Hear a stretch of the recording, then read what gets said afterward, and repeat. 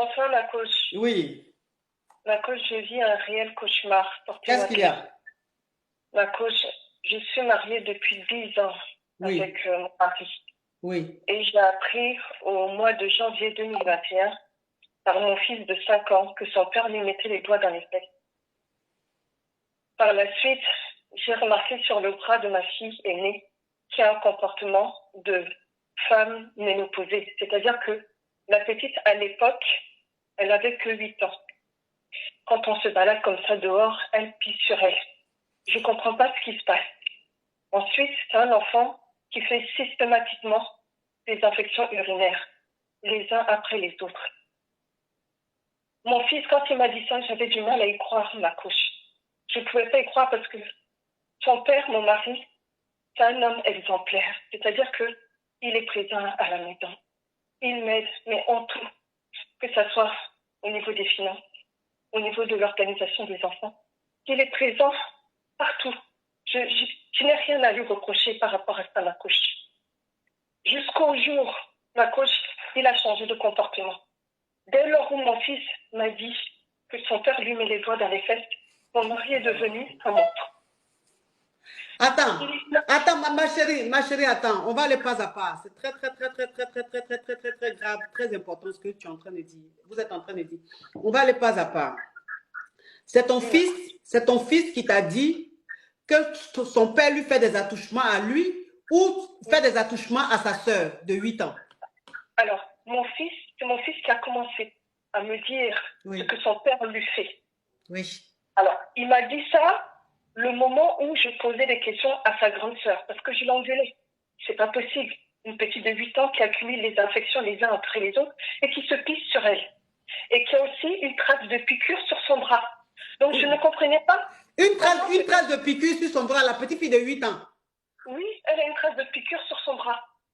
Et j'ai su ça le soir, un soir où elle est revenue de l'école, parce que tous les soirs, je donne le bain aux enfants. Quand je les récupère à l'école, on rentre, je leur donne le bain avant qu'on passe à table. Je vois ça, je dis, mais c'est pas possible. En plus, avant qu'elle aille à l'école, je mets toujours des vêtements d'échange. Parce qu'une fois qu'elle arrive à l'école, on va me dire qu'elle a pissé sur elle.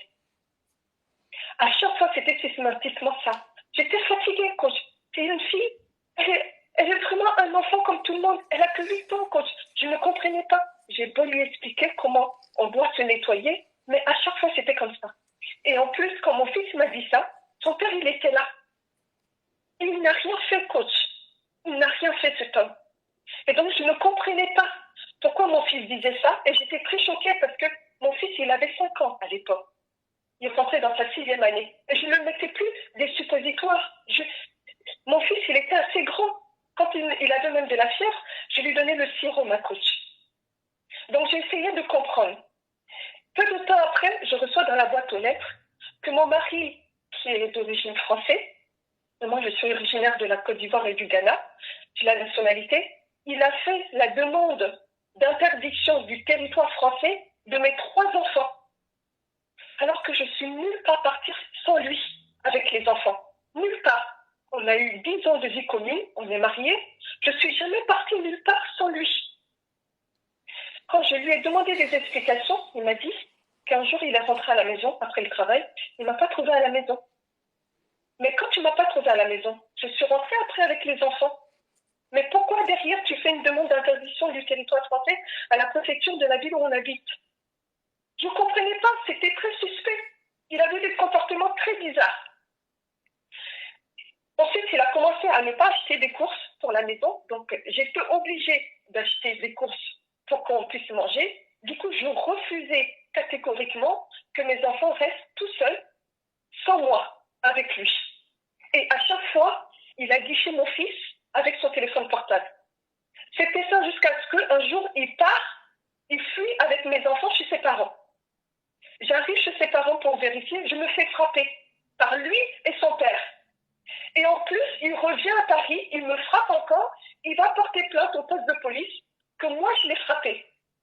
Coach, l'histoire est très longue. Au jour d'aujourd'hui, mes enfants sont placés dans 3 familles différentes. Mon fils, aujourd'hui, a 8 ans. Il va dans sa 8e année. Ma grande fille, elle a 10 ans. Et mon bébé, quand ils me l'ont pris, elle avait que 3 ans. Elle avait que 17 mois. Aujourd'hui, elle a 3 ans.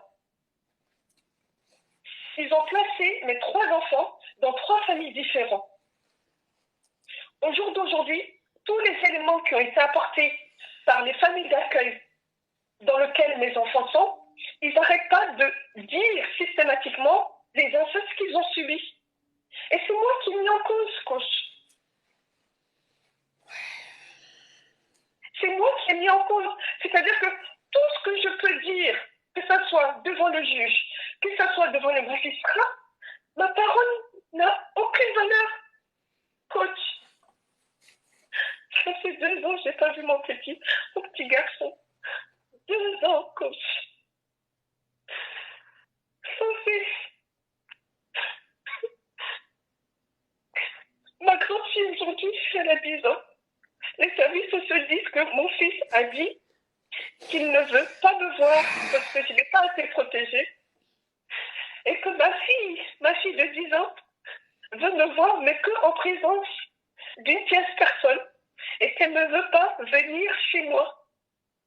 Coach, je souffre.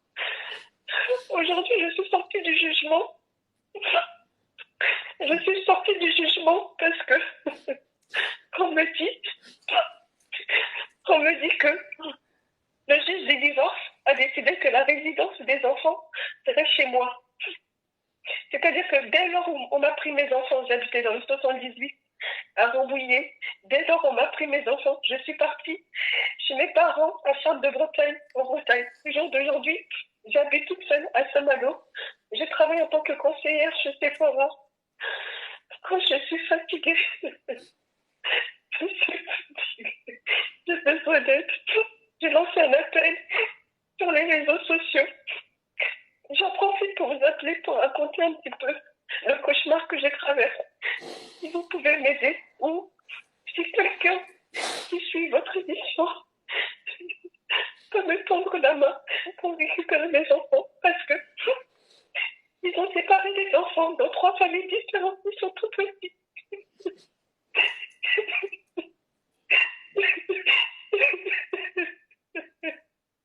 Ils sont petits, mes enfants. Ils sont en bas âge. Écoute, cet homme-là n'est même pas en prison. Au mois de juin 2022, mon fils a dit que son père lui incorpore son sexe dans la bouche et qu'il y a un liquide blanc qui sort. Ils ont tous ces éléments. Cet homme n'est pas en prison. Au mois de novembre, au mois de novembre 2022, ma grande fille, aînée dit que ce que son père faisait à son frère, son père lui fait la même chose. Ils ont tous ces éléments. Et c'est encore moi qui n'y en Mais la piqûre dans le bras de ta fille, qu'est-ce que c'était? J'ai pris la photo, je leur ai donné tous ces éléments. Je ne sais pas ce que c'était. Pourtant, je n'avais pas fait d'analyse sanguine avec ma fille. On n'avait pas été voir le médecin. Le médecin ne nous a pas prescrit quand j'ai vu. Le médecin ne nous a pas prescrit. J'ai même pas fait d'analyse sanguine à ma fille. Donc, cette trace de piqûre, je ne sais pas d'où elle sort. J'ai posé la question à ma fille, elle m'a dit, maman, j'ai aucun souvenir. Je ne sais pas comment je me suis fait ça. Elle était incapable de me dire comment elle s'est fait cette trace de piqûre. Incapable de me dire ça. Depuis 2 ans qu'elle est placée, elle n'a pas parlé. Le choc, donc elle a perdu, elle ne parle plus. C'est le choc. Elle ne parle plus. Et que là, dernièrement, elle a dit, au mois de novembre, elle a dit que ce que son père lui fait à son frère, que son père lui fait la même chose. Et elle vit aussi dans la famille d'accueil où elle est placée depuis presque 2 ans. Elle dit que parfois son père lui met les doigts dans sa nénette, dans ses parties intimes. 2 fois elle a très mal et 2 fois elle a pas mal. Vous voyez, ce sont ces éléments que les enfants disent. Moi, j'étais même pas au courant. J'apprends ça le jour de l'audience. Alors, imaginez ma souffrance. Et c'est toujours moi, la femme africaine, qui est mise en cause. Oui, c'est vous qui avez dit que les enfants doivent dire. J'ai aimé cet homme de tout mon cœur, de tout mon être. lui ai donné les plus belles aides. Ma chérie, tu as un avocat? J'ai une avocate. J'ai une avocate, mais quoi que je puisse dire, coach, ma parole n'a pas de valeur. Aujourd'hui, ce matin, je suis allée à l'audience de l'appel parce que le juge du divorce a décidé de ramener le dossier à Saint-Malo. Le juge du divorce a statué la résidence des enfants chez moi. Maintenant, le juge des enfants qui s'occupait du dossier des enfants a décidé de ramener le dossier à Saint-Malo, que lui, il se retire du dossier et qu'il donne le dossier, vu que le juge du divorce a décidé que la résidence des enfants serait à Saint-Malo. Lui, il décide du coup de ramener le dossier. Maintenant, lors de sa première décision, le juge des enfants, lors de sa première décision, c'est-à-dire 2 semaines après le placement des enfants, c'est-à-dire le 2 avril 2021, le juge des enfants avait statué le prolongement du placement des enfants jusqu'en avril 2023. Et nous, on avait fait appel à cette première décision, que ce soit moi ou le père des enfants. Ma chérie, c'est tellement fort, c'est tellement dur, c'est grave, ça déchire le cœur ce que tu es en train de dire. Mais l'avocat que tu as, est-ce que c'est un avocat qu'on t'a donné d'office ou c'est un avocat que tu payes? C'est une avocate que je paye. C'est l'association Women Save. L'association Women Save qui est à Versailles, qui me l'a conseillé, cette avocate-là. Okay. Donc aujourd'hui, quelle aide que tu veux? Tu as besoin des avocats, tu as besoin d'un avocat, tu as besoin d'une association. Quel est le cri? Parce que moi, malheureusement, je ne pourrais rien faire, mais là, on est devant plus 14 000 personnes. Donc, qu'est-ce que vous pouvez dire là? Qu'est-ce que vous pouvez dire? Vous avez besoin d'aide? Qu'est-ce qu'il faut? Vous avez besoin de quoi? Je ne sais pas. Oui. Alors, ok, vous n'allez pas donner votre numéro, non? Je vais mémoriser votre numéro. Et tous ceux qui vont rentrer en contact avec moi pour vous venir en aide, c'est-à-dire les associations, les avocats, si j'ai des caviars, s'il y a des caviars qui sont avocats, s'il y a des caviars qui sont avocates, s'il y a des associations de femmes, s'il y a tous ceux qui veulent vous venir en aide, je vais leur mettre votre numéro. En tout cas, c'est très, très fort ce que vous avez dit. Je ne pensais pas terminer l'émission comme ça. Je suis mais très, très, très, très, très, très désolée pour vous. J'ai très, très mal. Je suis de cœur avec vous et j'espère que les gens vous viendront en aide, ma soeur. Courage, que Dieu vous garde, que Dieu vous bénisse. Mais tous ceux qui veulent vous venir en aide, ils vont me contacter. Je vais leur remettre votre contact pour qu'ils puissent vous venir en aide. Merci beaucoup. Courage, ma chérie, courage. Merci. Merci infiniment. Oui. Merci.